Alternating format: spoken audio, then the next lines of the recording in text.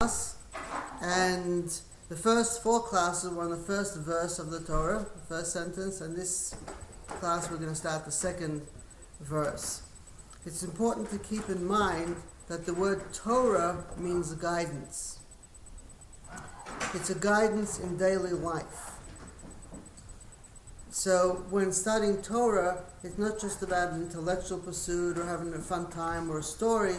It's about what we're going to learn from it. And in translating and interpreting, that's what we want to learn. What do we get from it?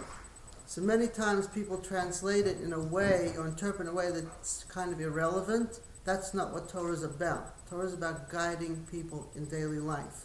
So therefore, the whole story of creation is not just about a story of creation, but it's about our creating and what we do in daily life. And we'll see how the words actually reflect daily life and not just a story of creation. It's a book of verbs, as we've said before. It describes action, the action of how things are created, the movement in creation in a daily basis. As we know, things are always shifting and changing. The molecules, there's always a creation, a new creation happening in every moment. The order that we will discuss and describe the second verse is a little bit different than the way we did with the first verse.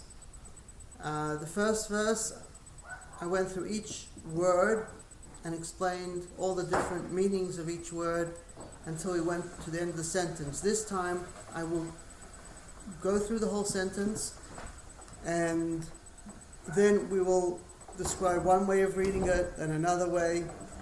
It'll be a little bit different. I'm trying different ways to see what works better.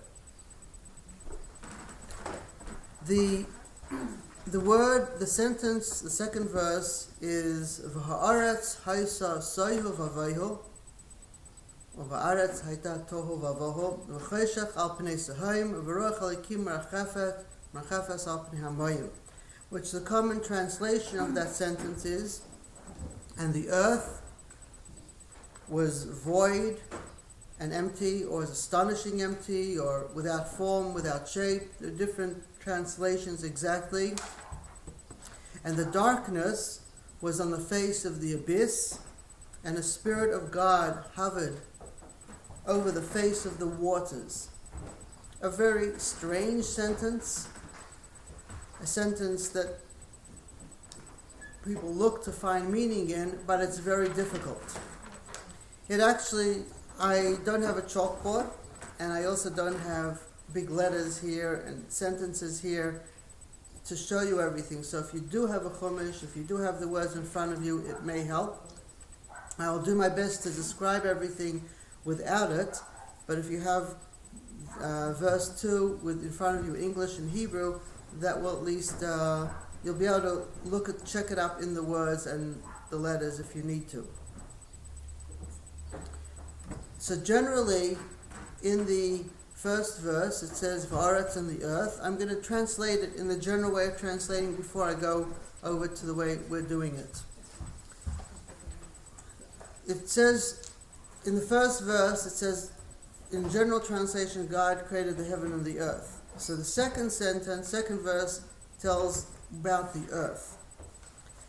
The way we translated the first verse was, with wisdom is brought forth a power of boundaries with the balance of opposite movements, and with the desire to do the Creator's will. So the word for Aretz and the earth actually means the desire to do the Creator's will. And we translate it as desire, because it has the word rotzin, running, and rotzain, will. It has the whole second sentence and the rest of the Torah has a different translation and movement, which we will soon see. But in this sentence you have Vars, the earth. It says the earth was empty, void, whatever that means. And it says there was darkness on the face of the abyss. So you have darkness, a new creation that wasn't in the first verse. You have the abyss that wasn't there. Then you have Ruach Hakim, a Spirit of God, and you have the waters. So you have a few things 4 new things, elements in the second verse that you didn't have in the first. There are actually more than 4, but for the generality it's 4. Tov Vavo is a creation, it's a discussion if Choshech, darkness, is its own creation or it's just a lack, but I'm not going to go into all those discussions at this point. So the question is, did these things exist beforehand and are only expressed at this point, or are they new creations at this point? And what we're going to show you is that all these things existed beforehand. They weren't created in the second verse. They existed in the first verse as well. And so what we will do is show the correlation between the words in the second sentence, second verse, and where they come from in the first verse.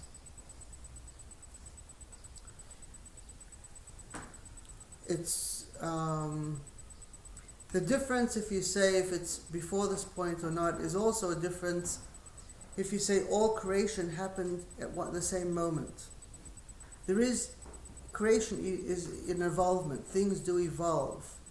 But if we have something, we know it comes from somewhere. Now, does it come as a whole matter or was it put together? So when everything was created, put together, then things evolved in their own way, in whatever way that was. But by saying everything was created in one thought, that the Creator had a thought where everything was created, or an idea where everything existed in that idea, and only later did those things take expression, then everything existed there, and it's only mentioned at different points as it comes out. If you say it's created at that point, it has a different meaning. So, for example, in a general sense, like Moses gave the Torah, it says everything that any student in the future will study was given by Moses. Now, obviously, Moses didn't think or understand or know what everyone is going to extrapolate from the Torah.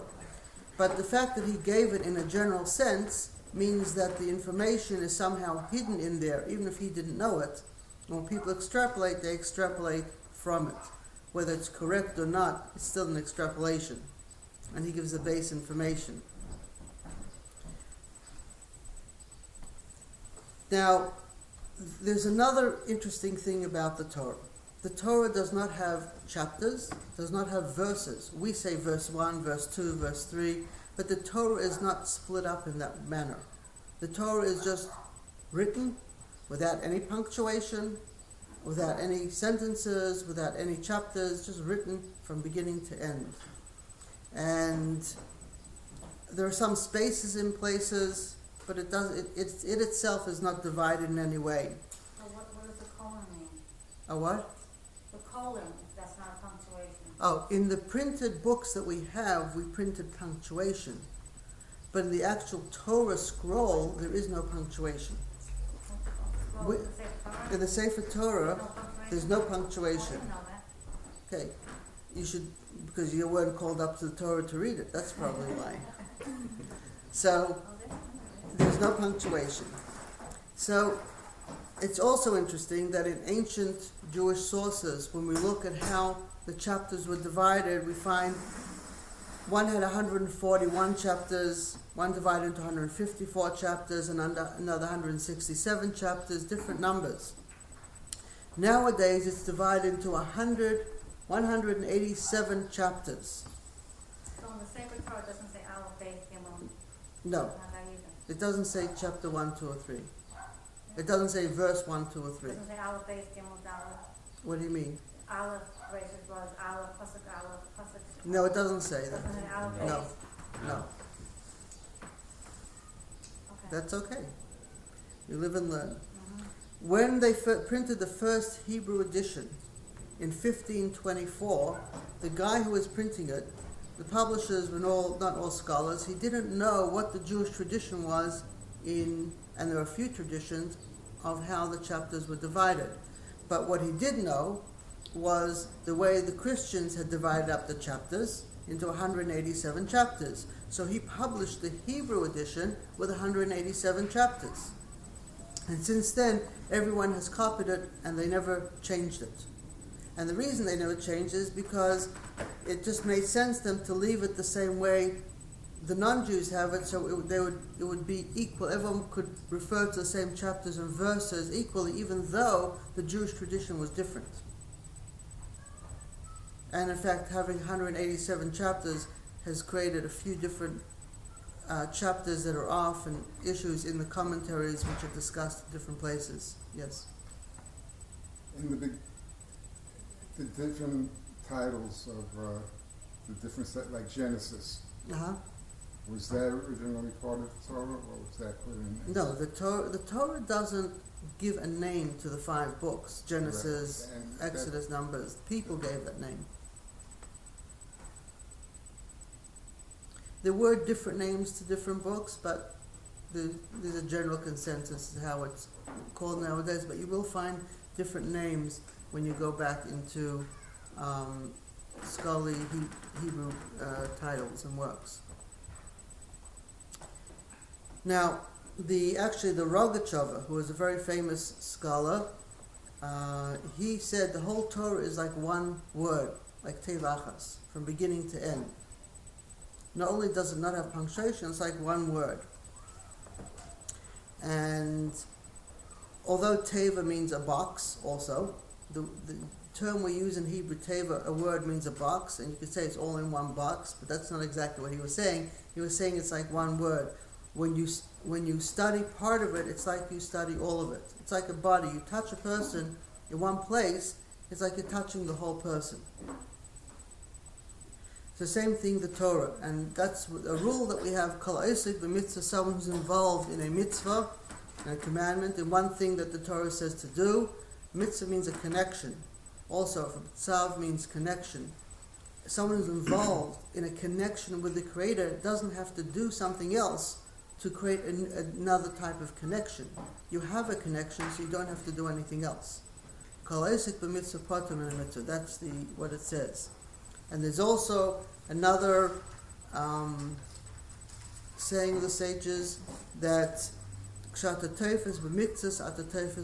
when you grab a little bit of something, it's like you grab the whole thing. It draws the whole thing.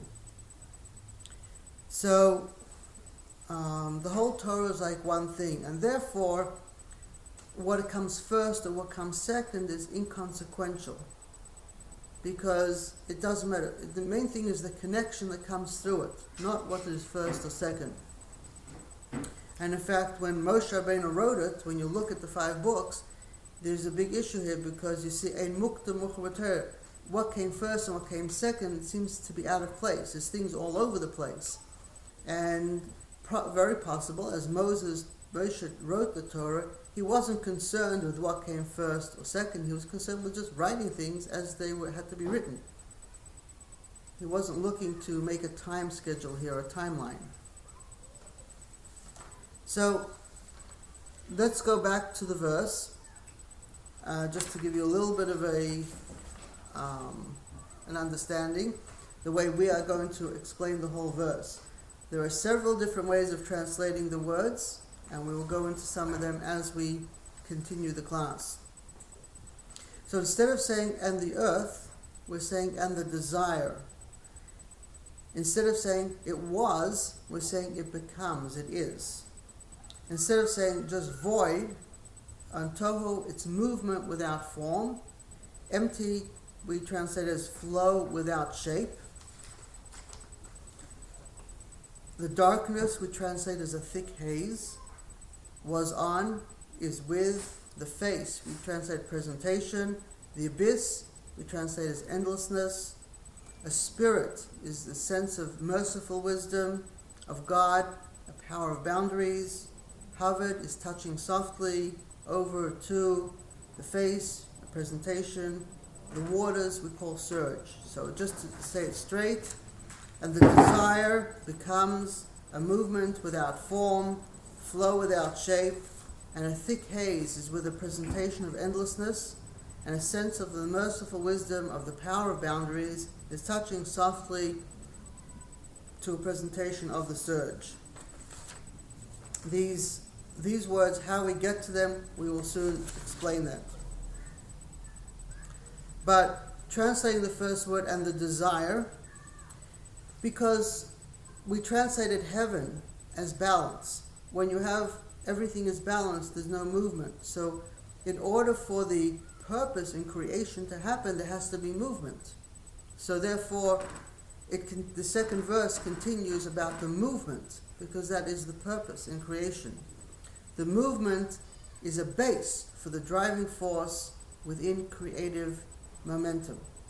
Now, sometimes you see things as a negative or a positive, but they're not always what they appear to be. It's where the energy ends up going. So good things can go in good places, bad things in bad places, but it can also go the other way. Bad things can end up being good things can end up being bad. It's not what you see, it's in the long term where it goes. Can you give an example of that? Yeah, a lot of people have an open heart and they love, but they get hurt later on. So it's a good thing. Love is a very good thing. That's how it should be. But you can get hurt, so people create walls. The walls is a bad thing, but it protects them. So there are many things like this in life. Someone does something wrong to you and you're hurt, but because of that you learn a lesson and you grow.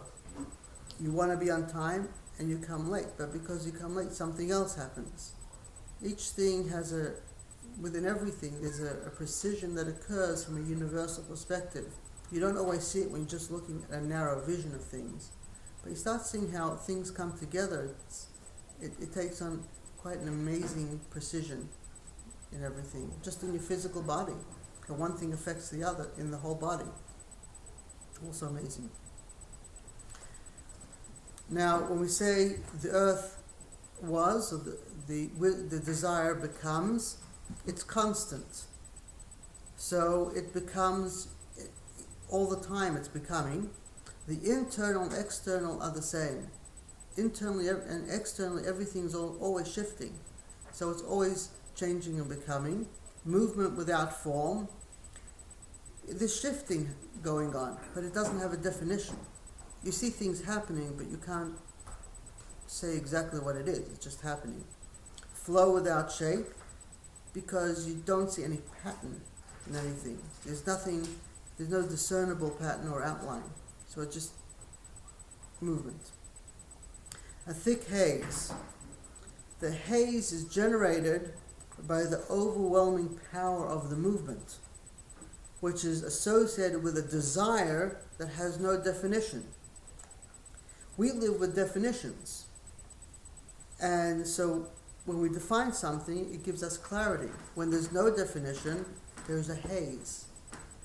That's what the thick haze is. It's thick because there's no way we can understand it. It expresses itself by a presentation to itself of endlessness, because it has no definition. And a sense of the merciful wisdom. Without mercy, there would be no continued existence. If things are too rigid, they destroy themselves. And thick haze is with a presentation of endlessness. So we say the sense of the merciful wisdom of the power of boundaries. The presence of power is felt, but the boundaries are not defined. So we feel a power, we just don't know how to define it or quantify it. It's touching softly. Actually, the Talmud says not to use the word touching here, but some do, and we're using touching, as we'll explain later. It's barely perceptible. And it has no need for direction. It just is what it is. Why does it have no need for direction? Because true power initiates with softness, not harshness. In the world, people show they have power by being strong, but some people show power by being soft. In softness, you can have more power than by being harsh. And it also has no need to express itself outward, and it's just one with everything. So it's touching softly. It's a very soft energy. It's powerful, but very soft. To a presentation of the surge, which is everywhere. So while they say waters, we translate as surge.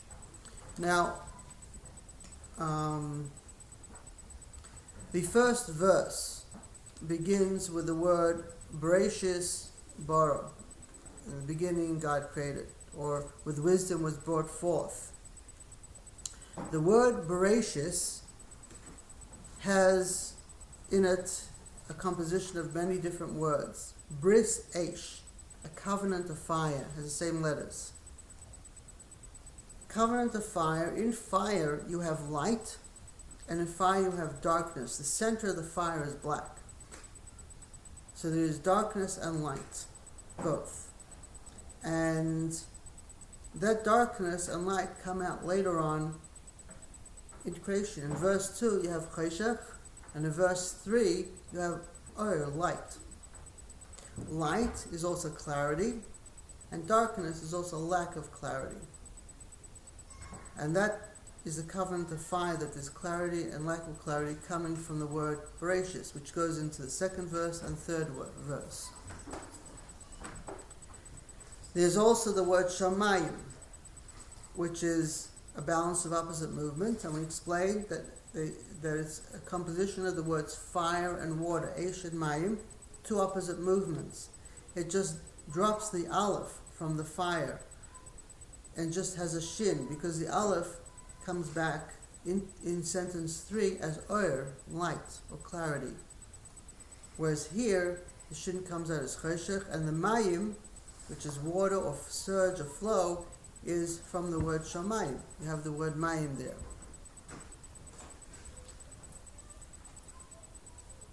There are many more. We actually, as we're going in the first sentence, we mention some things, and we will bring some of them up as well. So basic thought here is that this verse is describing something that has no description. It's a very strange sentence, because how do you describe something that you can't describe? But when you're describing this as desire, not what the earth was, but as desire is something we all have. Desire is something we all relate to. And desire is the root of things we create. When we have desire, we do things. If we have no desire, we don't do things. Occasionally people are forced to do things, but there's no desire. Desire is the base of our creation. We're forced to do things because someone else has a desire to force us. So it's also desire, not yours, but someone else's. So everything that happens is desire of the Creator, and it can only happen if the Creator wants it and allows it to happen. There has to be a want from the Creator as well. The desire from the Creator comes forth without form, without shape. And because it doesn't have form and shape, it can be positive, negative, male, female, it doesn't matter, it can end up anywhere. So this desire, just as we cannot define our own desire, other than say we feel that way and it's a desire.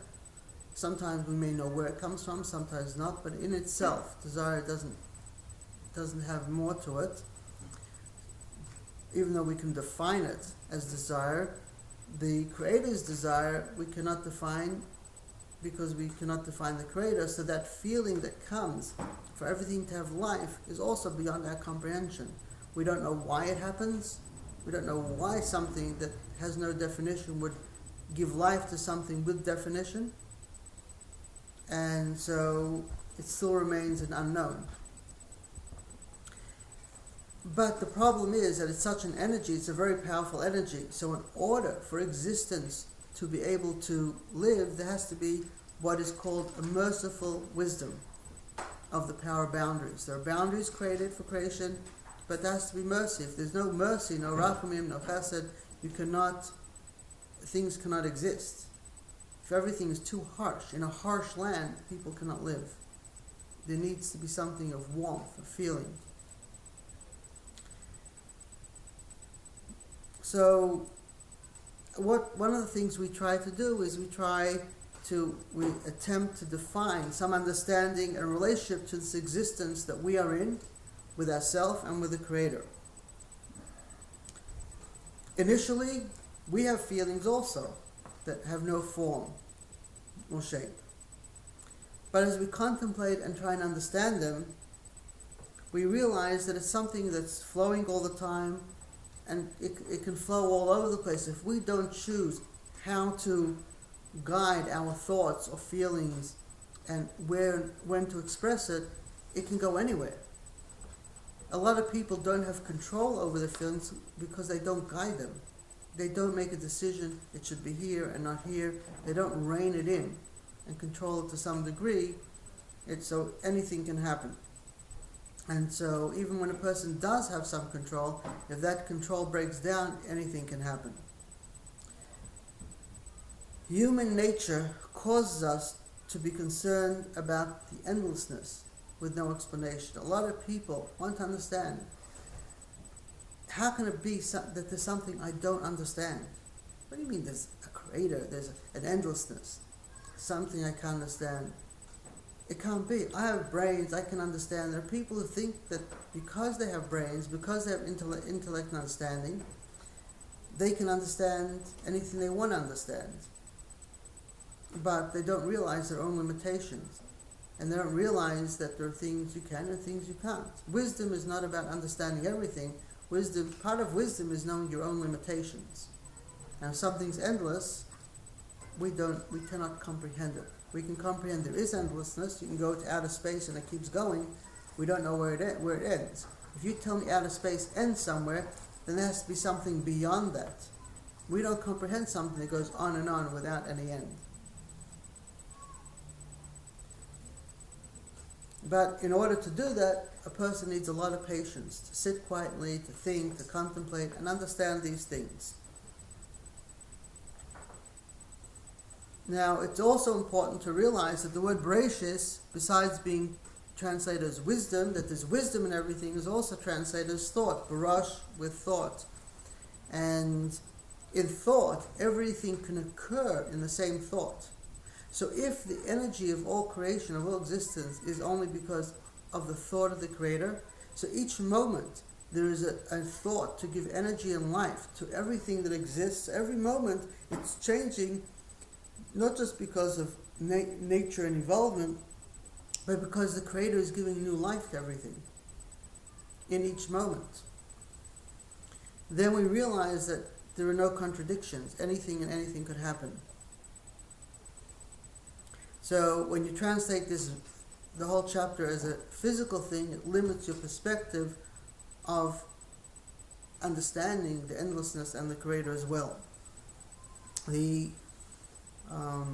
There are opinions that, while many try to understand this as a physical chapter, there are others who explain that physical world and existence did not happen till after Adam and Eve ate from the tree, or till chapter 2, till later on. And as we go through chapter 1 and go to there, you'll see how that is actually so as well. The Tzemach Tzedek, who was a third Chabad Rebbe, said that the physical creation that was and the spiritual were not the way it is now. The physical creation was not as physical as we are now, and the spiritual was not as spiritual as it is now. At that time, the physical didn't conceal the spiritual, and spiritual didn't conceal the physical. They were much closer together. And eventually that will happen again. Yes? What made the transformation? Why was there a transformation from the not so physical end? Why was there transformation? The transformation happened through Adam and Eve bringing imbalance into creation. So it changed the momentum and the way things worked. Why it happened that way is because the Creator wanted it to happen. So you can theorize why, and you can learn lessons as to why, but you're not going to know why. All you can say is, this is the way it is. How do I live with it? How do I deal with it? I'm here. How do I live my life with what I have? If you try to figure out what it was then you don't live in the present.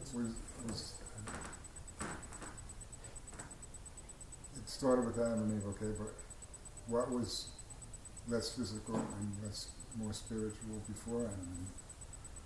Well, do you see energy? No, Some people do. Do you see souls? no, No. Do you see angels? no. No. There are some people who do. For those people who do, the separation between the physical is less than for you. For most people, we don't see these things, so there is a wall between the two. For some people, it's not.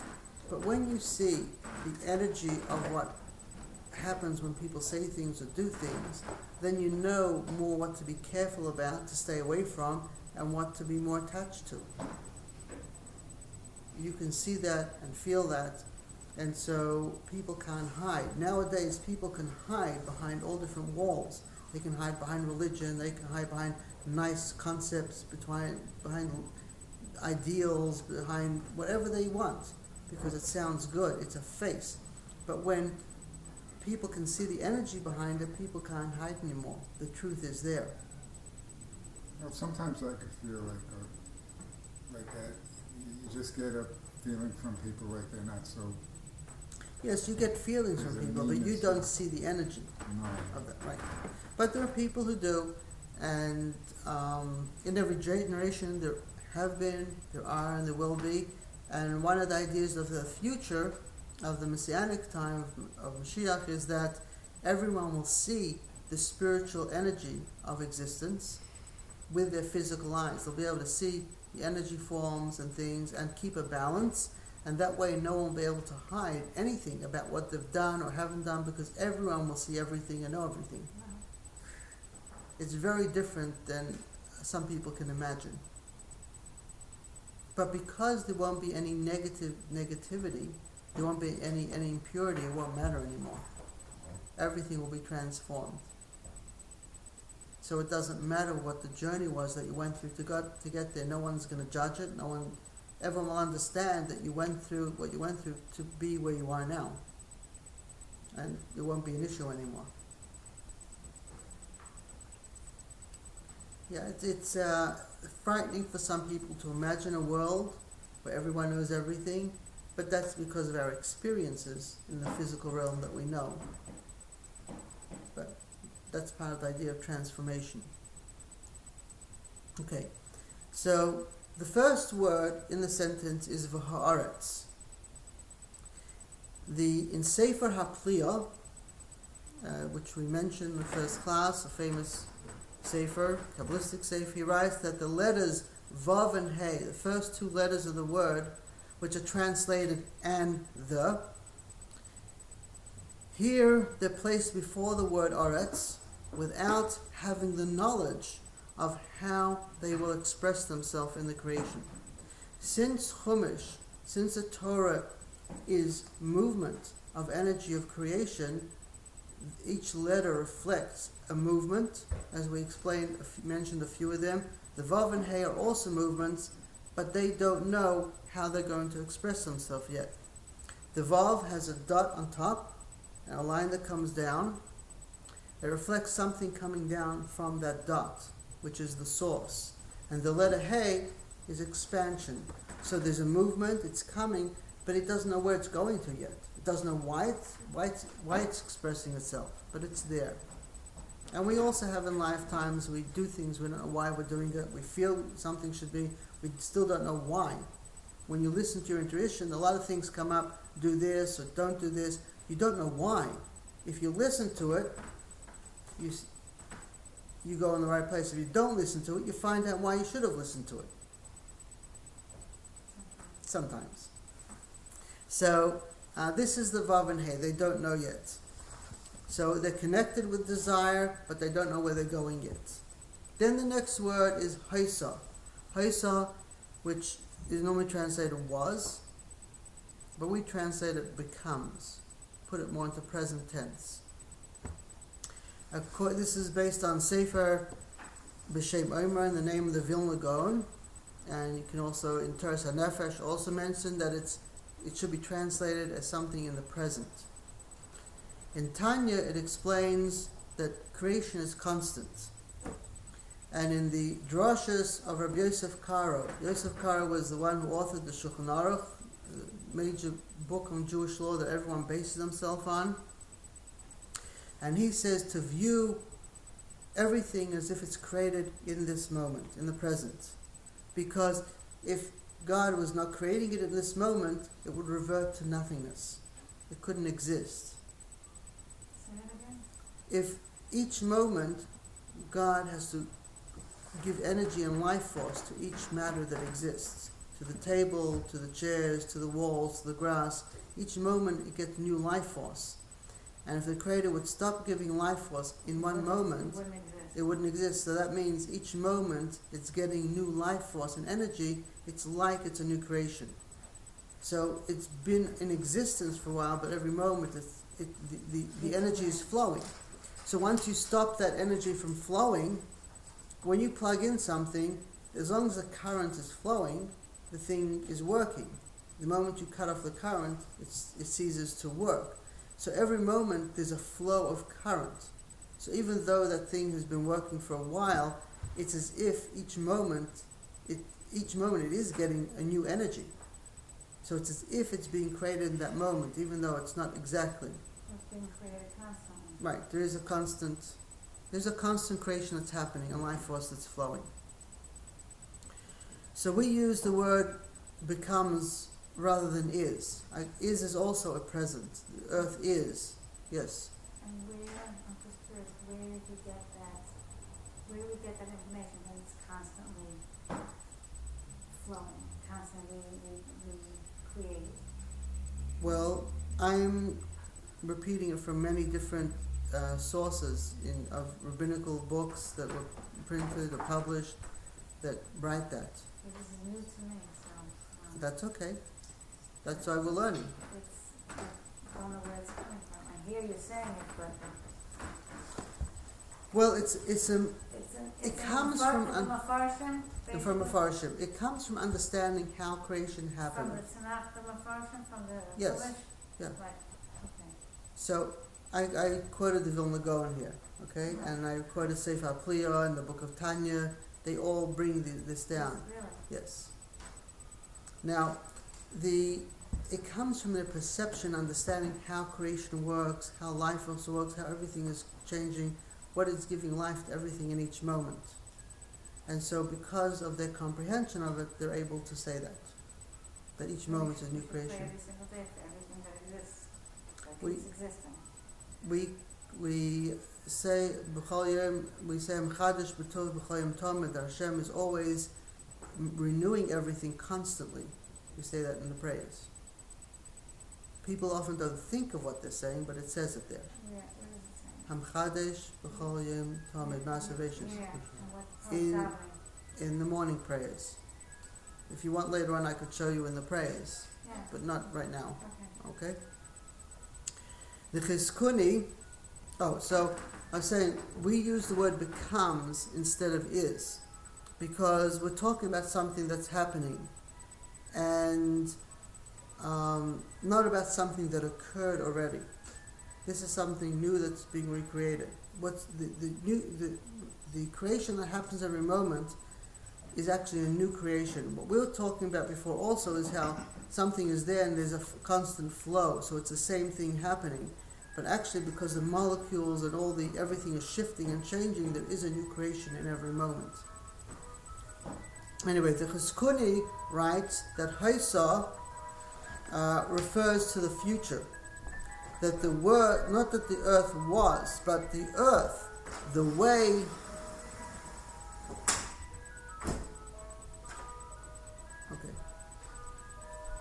the earth is now is not the way it was then. So he says that it's talking about the future, that in the future we'll see the earth not the way it was at that time. And he says it's also this is a continuation of the second word of Chumash, of bara. Bereshis bara, in beginning created, or brought forth, which is what we translated. Bara is brought forth, that a space is cleared for something. Here it indicates that this space is currently tohu vavohu. When initially a space was formed for creation, for things to exist, that space was tohu vavohu. And that space, which is tohu vavohu, is a space that Aretz, earth or desire, will occupy in the future. So this verse is then talking about what will happen in the future, the way he translates it. And he says this space is presently choshek, the space that is choshek, is darkness because we don't understand it, will be occupied by the Tehom, and the space that Mayim will occupy, water or the flow, is presently filled with Ruach Elokim, a spirit of Elokim. So he translates it a little bit different than is commonly translated.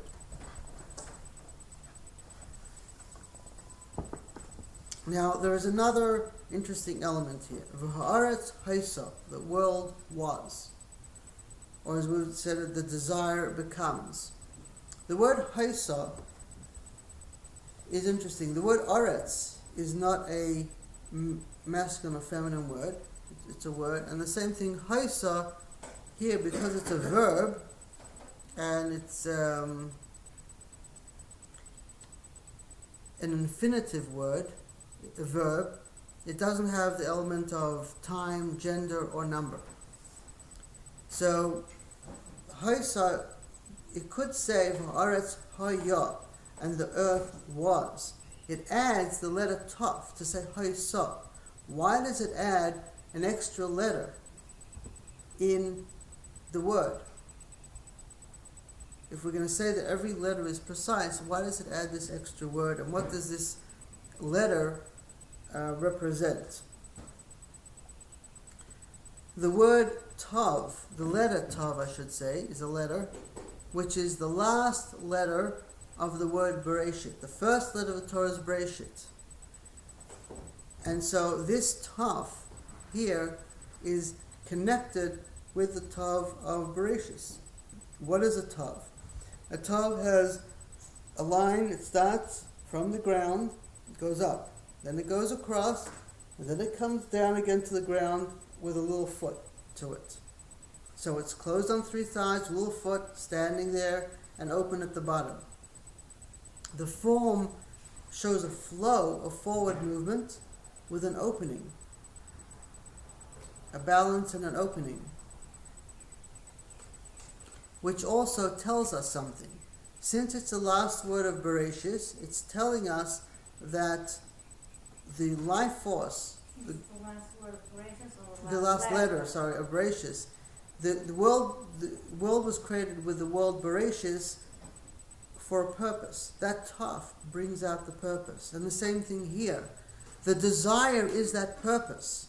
The desire is the movement. And therefore when it says was, or it becomes, it puts in that taf, the energy and flow of that letter, the last letter of Bereshis, it puts in here, because in that desire is the purpose of the creation.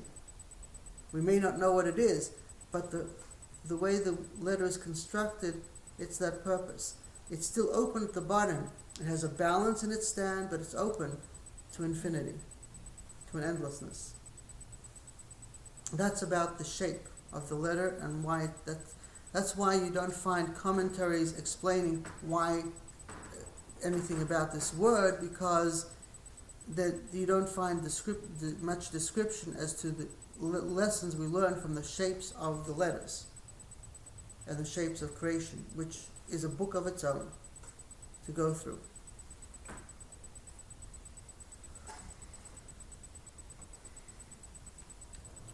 Now, what is that movement of Aretz? It's Tohu and Vohu. Tohu, which is void or emptiness, however, we'll soon explain more, is also the first three letters of the word Tehom, abyss, is also Tohu. And we'll explain what that refers also, or reflects. Verbs can be written in its action words, and they can be written in past, present, or future. When you're doing an action, Each action is in the present. But a moment is only a fleeting moment. In each moment you have the past and you have the future. So when you're dealing with action, and the Torah is a book of action, the letters and the words are talking about action, it can be written in past, present or future, and it all means the same. Because it's all about action that's happening.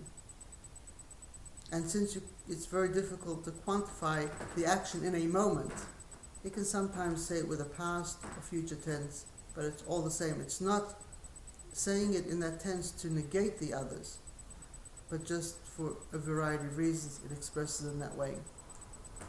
Sometimes it's easier for us to understand that way, but so it's a verb that could be in its action, and because it's action, it's always in the Torah is still always in the present, no matter which way it's saying. It's talking about how to live in the present. Now, the word tav, the letter tav, when you have tavei negina, musical notes, tav is a note.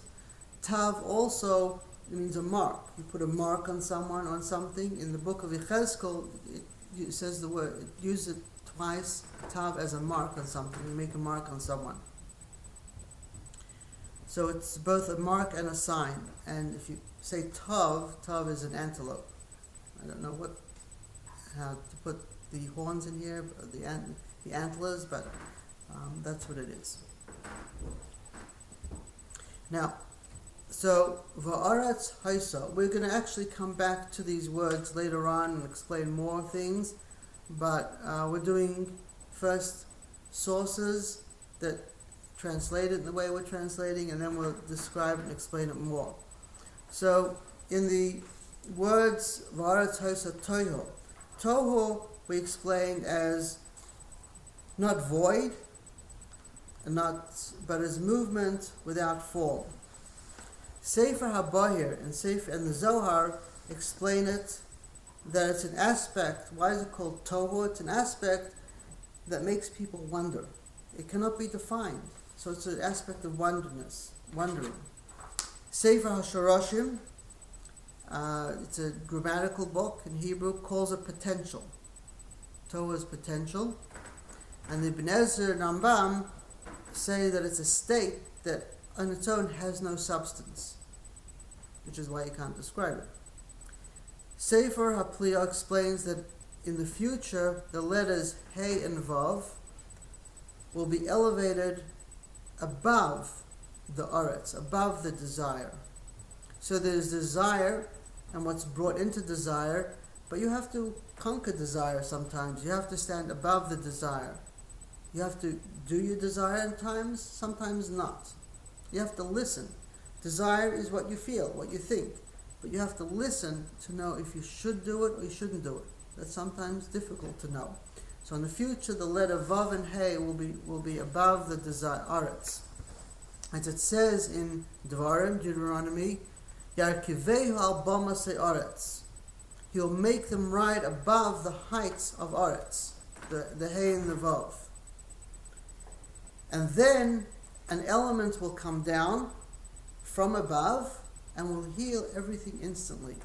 This is what Sefer HaPliya writes. In other words, the way Sefer HaPliya is actually the word Aretz, of Yakivei Bamasei Aretz, the word Bamasei is spelt out with a Vav in it, but we don't pronounce it. And in a number of places it's like that. So at the moment it's not pronounced. In the future it will be pronounced because there will be a flow through it. But it's interesting that what he writes in Sefer HaPliya, that in the future something will come down from above and everything will be healed. In other words, people are looking for a progression, how things develop to the future. But if you look at society, people will never change. Corruption will always be, and there is no future that's going to be perfect. But if you talk about a Messiah, where everything, people have their imagination of what they think a Messiah will be or won't be. It's also their perception of the future, of the peace, is based on a certain type of perception that they have, physical, spiritual, also a narrow one. But here it says that the way everything will be transformed will not be something over a period of time. maybe the coming to it will take time, but it will happen in an instant. In one instant, all the impurities will be removed. In that instant, everything will be rebalanced. Everything will know its place. So it doesn't matter what we do or don't do. When that happens, everything will be transformed instant, and you won't have to worry about how and what will be. It will just be. Yes. Is there any place written where certain signs will be seen by people? Signs are irrelevant to this. It's not about signs. It's not about someone knowing more than anyone else. It's not about wars. All these signs that people talk, Gog and Magog, all these things that people bring from the prophets and scriptures and rabbis, all this becomes irrelevant because it only happens when God wants it to happen in that moment. And the signs are only things that people try to hang on to and hold on to as possibilities. But that doesn't change anything. That just says things are happening. It doesn't tell you when and what. What he says here is the moment that the Creator decides to change everything, everything will transform that instant. And we don't have to worry about anything. And it won't happen the way we perceive or think. It'll happen the way God wants it. Which is a whole interesting discussion of its own, but not for now. Soidi Raza from Rebbe Lezer Germiza explains this movement in this word as having no purpose or use. There's no immediate benefit derived from it. That's why it's tohu. There's no benefit. It's just a movement with no benefit. Nothing that you can do with it. Sefer Pliya states it's like a person who's wondering but unable to understand anything that's going on, looking and has no comprehension. So that's the word tohu. Vohu. Actually, they say that, I saw in a commentary that tohu and bohu are also creations. This wonderment, the ability that we can wonder, is a creation. The fact that we can think and not comprehend is also a creation. Not just comprehension is a creation, but non-comprehension is a creation. It's like the discussion, is darkness a creation of its own or just a lack of light?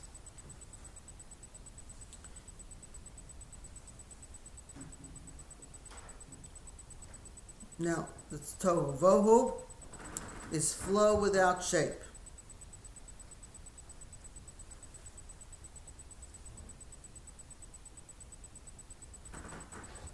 A flow without shape. The word tohu, vohu, is made up of two words, bo and hu. Bo, vo, or va. Actually, it's tohu, vohu. It's with a vet, not a b. It's a v. It doesn't have the dot in the word. So vo means in it, and hu means there is. It can mean it, but it means it. In it, there is. The Rokeach writes that even though the flow itself is empty, it's still full of the glory of the Creator. As we read in Isaiah, that the whole world is full of His glory. And the Boyer and the Zohar say that glory is a substance. While we may not see it, we may not know what it is a substance. And Soidi Razi refers to it as being without any buildings or any direction, nothing that we can quantify. Then the next word we have, the word was, the earth, or the desire, is constant. We have desire that's constantly has no direction, no way of quantifying it, but it's still filled up with the Creator's life force and energy.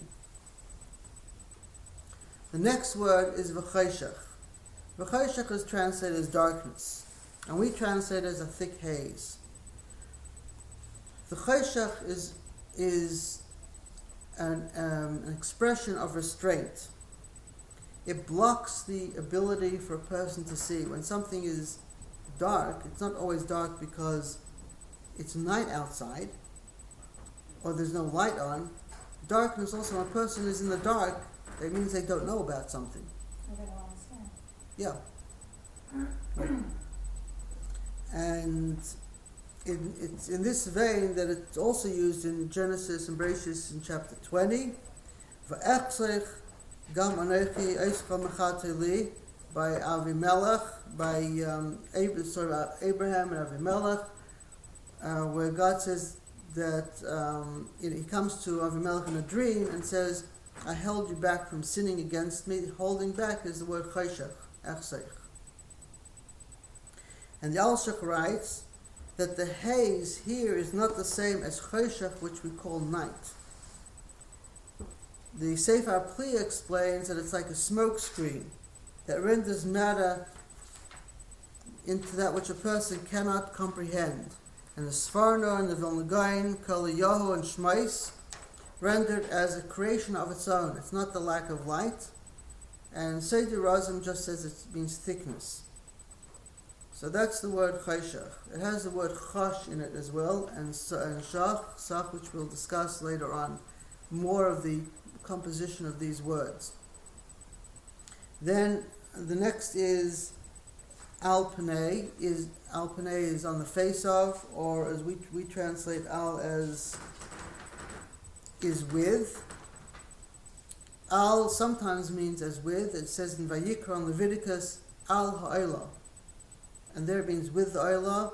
Or in Exodus it says v'hanoshim bo al hanoshim. The men came with the women. So we see the word al also means with. And panei, we translate a presentation, a face. The face is something, is the way it presents itself. And so Sefer Pli says the Tehom is a presentation of the Choshech. Not that Tehom is a creation separate, but the Tehom is a presentation of the Choshech. And the word Tehom we translate as endlessness, not abyss. It's very strange to say there was darkness on the face of the abyss. I don't know how many people have looked at the abyss and seen the end of the abyss, or it's always dark if you're looking in the abyss. So it's a strange word, a strange sentence anyway, to say darkness on the face of the abyss. So what, there's light there? It's so we translate the abyss as endlessness. The Zohar and Zohar Chadash both write that this Tehom is a base actually in creation. And Kehillas Yaakov, Kabbalistic book, writes it Yesod's foundation.